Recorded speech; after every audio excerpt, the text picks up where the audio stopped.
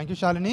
So మరికాసేపట్లోనే Hyderabad real estate summit 2025 ప్రారంభం కాబోతా ఉంది. రాజ్ న్యూస్ ఆధ్వర్యంలో ఎంతో ప్రతిష్టాత్మకంగా హైదరాబాద్ రియల్టర్స్ అసోసియేషన్, అదేవిధంగా నరెడ్కో తెలంగాణ ఆధ్వర్యంలో ఈ ప్రోగ్రాం మరికాసేపట్లోనే ప్రారంభం కాబోతా ఉంది. దీనికి సంబంధించి ఇప్పటికే ఏదైతే పెద్ద ఎత్తున హైదరాబాద్లో ముఖ్యంగా ఒక మెట్రోపాలిటన్ సిటీగా హైదరాబాద్ అవతరించిన తర్వాత హైదరాబాద్లో యొక్క అవకాశాల రియల్ ఎస్టేట్లో అవకాశాల గని అనేది హైదరాబాద్ అని చెప్పవచ్చు. అదేవిధంగా దీనికి సంబంధించి చాలా వరకు కూడా ఇటు వినియోగదారులు కానివచ్చు, అదేవిధంగా ఎవరైతే రియల్ ఎస్టేట్లో ఇన్వెస్ట్ చేద్దాం అనుకుంటున్నారో సో చాలామందికి కూడా కొన్ని అపోహలు ఉన్నాయి. సో దీనికి సంబంధించి కొంతమందితోటి మాట్లాడే ప్రయత్నం చేద్దాం మనం ఇప్పుడు. హలో సార్, నమస్తే సార్. సో ఇప్పుడు చాలామంది కూడా రియల్ ఎస్టేట్లో ఇన్వెస్ట్ చేయాలంటే కొన్ని అపోహలు ఉన్నాయి. అంటే హైదరాబాద్లో వెస్ట్ సైడ్ ఎక్కువ డెవలప్ అవుతుంది, వెస్ట్ సైడ్ ఇన్వెస్ట్ చేయాలా లేదంటే సౌత్ సైడ్ ఇన్వెస్ట్ చేయాలా అనే అపోహలు ఉన్నాయి. సో మీరు ఇన్వెస్ట్ చేయాలనుకునే వారికి ఎట్లాంటి సజెషన్ చేస్తారు? హలో అండి, ఇప్పుడు వెస్ట్ సైడ్ సౌత్ సైడ్ అంటే బడ్జెట్ని బట్టి క్లయింటు ఇప్పుడు ఒక 80% people middle class, lower middle class people ఉంటారు. వాళ్ళు బడ్జెట్ తక్కువలో అంటే 10 lakhs, 20 lakhs, 30 lakhs బడ్జెట్లు ఉన్నప్పుడు వాళ్ళు ఈస్ట్ చూస్తారు అండ్ నార్త్ చూస్తారు, సౌత్ చూస్తారు. అమౌంట్ అంటే 20%, 25% పీపుల్ క్లయింట్స్ ఎలా ఉంటాయి, రిచ్ క్లయింట్స్ ఉంటారు, అందరూ ఉంటారు కాబట్టి అన్ని కంపెనీ సీఈఓలు, ఎండిఓలు అంటే గుడ్ క్యాడర్ పొజిషన్ వాళ్ళు ఏం చేస్తారంటే వెస్ట్ సైడ్ చూస్తారు. సో 1 crore, 2 crores బడ్జెట్ అంటే సౌత్ కానీ వెస్ట్ కానీ వస్తారు. బట్ హైదరాబాద్లో ఉన్న కస్టమర్స్ అందరూ కూడా క్రోడ్స్లో కొనాలంటే కష్టం కాబట్టి twin city all outer ring road ఓఆర్ఆర్కు ఉన్నటువంటి ఆల్ ఎగ్జిట్స్ మీరు చూడవచ్చు. తుక్కగూడ ఎగ్జిట్ కావచ్చు, ఇటు మనకి శంషాబాద్ ఎగ్జిట్ కావచ్చు, ఇటు పోతే మనకి పటాన్చెరు ఎగ్జిట్ కావచ్చు, మేడ్చల్ ఎగ్జిట్ కావచ్చు, అవుటర్ ఇటు శామరిపేట ఎగ్జిట్ కావచ్చు, గట్కేసర్ ఎగ్జిట్ కావచ్చు, మనకి విజయవాడ అమరపేట ఎగ్జిట్ కావచ్చు, ఇటు బొంగళూరు గేట్ ఆదిపేట ఎగ్జిట్ కావచ్చు. సో ఇవన్నీ కూడా కస్టమర్ బడ్జెట్ని బట్టి వివిధ రకాలుగా వాళ్ళకి కనపడిని బట్టి ప్రైస్ తీసుకుంటారు.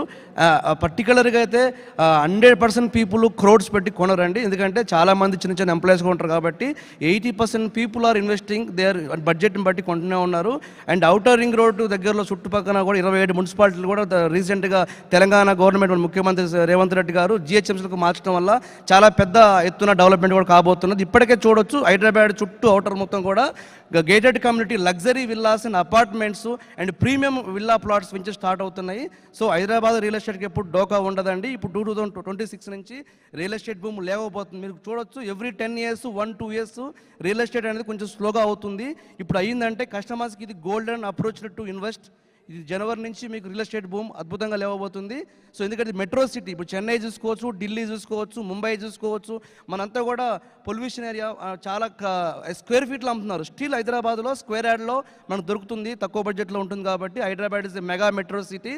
సో అద్భుతంగా ఇన్వెస్ట్మెంట్ ప్రతి ఏరియా, ఒక ఏరియా అని చెప్పలేము. రియల్ ఎస్టేట్ అనేది హైదరాబాద్ నుంచి regional ring road, upcoming regional ring road వస్తుంది కాబట్టి హైదరాబాద్ ప్రతి ఏరియా, ప్రతి కార్నర్ కూడా 2030 వరకు కొనుక్కోవడానికి అద్భుతమైన అవకాశం. తర్వాత రియల్ ఎస్టేట్ మనం కొనాలంటే సిటీకి 60-70 కిలోమీటర్లు పోయినా కూడా మనం కొనలేని పరిస్థితి రాబోతుంది. ఇప్పుడే డబ్బులున్న వాళ్ళు మేల్కొని కొనటం మంచిది. హైదరాబాద్ రియల్ ఎస్టేట్ ఎన్నడూ కూడా పడిపోదు.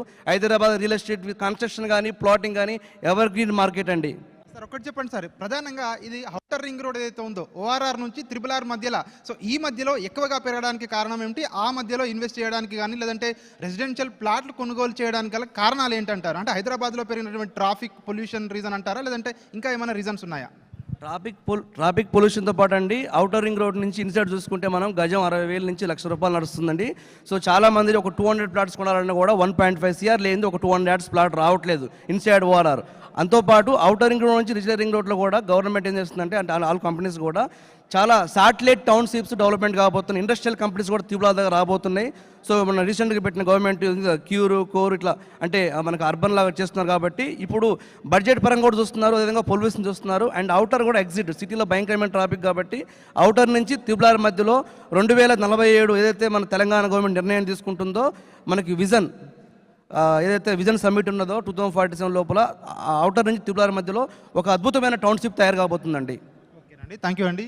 సో ఇది చెప్తా ఉన్నారు. సో చూస్తూ ఉన్నాము ప్రధానంగా ఏదైతే అవుటర్ రింగ్ రోడ్ నుంచి అదేవిధంగా రీజనల్ రింగ్ రోడ్ ఏదైతే ప్రభుత్వం ఇప్పటికే ప్రతిపాదించిందో దీనికి సంబంధించి ఈ మధ్యలో ఉన్నటువంటి ఏదైతే రియల్ ఎస్టేట్కు ప్రధానంగా అనుగుణంగా ఉంటుంది, ఎక్కువ మంది అక్కడ ఇంట్రెస్ట్ చూపిస్తూ ఉన్నారు అక్కడ కొనుగోలు చేయడానికి అని చెప్పి కూడా రియల్టర్స్ చెప్తున్నటువంటి పరిస్థితి కనిపిస్తూ ఉంది. అదేవిధంగా సో మరికొంతమందితో మాట్లాడే ప్రయత్నం చేద్దాం ఇక్కడ. సో ఎందుకంటే హైదరాబాద్లో ప్రధానంగా రియల్ ఎస్టేట్ అనగానే చాలా మందికి కూడా కొన్ని అపోహలు ఉంటాయి, కొన్ని అనుమానాలు ఉంటాయి. సో వీటితో పాటు కూడా రియల్టర్స్ కూడా కొన్ని ఛాలెంజెస్ ఎదుర్కొంటున్నారు. ఎందుకంటే చాలా మంది కూడా కేవలం రియల్ ఎస్టేట్ వాళ్ళే ఈ రేట్లు అనేది పెంచుతా ఉన్నారు, అంతేగాని బయట ఇంత రేట్లు లేవు అని చెప్పేసి ఒక అపోహలు ఉన్నాయి. సో ఇవి అపోహల నిజాల? సో వీటికి సంబంధించి మనం కొంతమందితో మాట్లాడే ప్రయత్నం చేద్దాం. సార్ నమస్తే అండి. సో ప్రధానంగా ఈ రియల్ ఎస్టేట్లో ప్రధానంగా ఈ రేట్లు పెరగడానికి గల కారణాలు ఏంటంటారు? సో నిజంగానే హైదరాబాద్లో సో ఏ విధంగా ఉన్నాయి? సో ప్రజెంట్ రేట్లు చూసుకుంటే ఈ రేట్లకు సంబంధించి దీని గురించి మనం మాట్లాడే ప్రయత్నం చేద్దాం కొంతమందితోటి. Raj Kumar sir, sir please share your opinion sir. So నమస్తే అండి.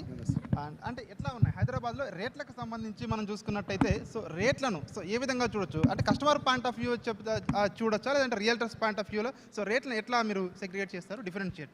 Hyderabad not real estate customer కాదు, హైదరాబాద్ అందరిది. ఎందుకంటే ఇప్పుడు హైదరాబాద్, గ్రేటర్ హైదరాబాద్ చాలా పెద్దగా పెంచారు, ఇండియాలో బిగ్గెస్ట్ సిటీగా చేశారు. ఇప్పుడు Hyderabad is expanding to any level.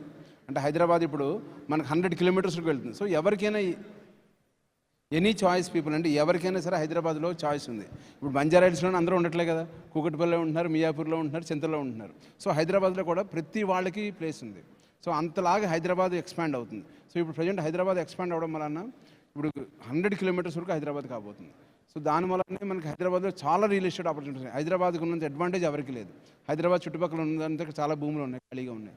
So ఇప్పుడు హైదరాబాద్ చాలా హాట్.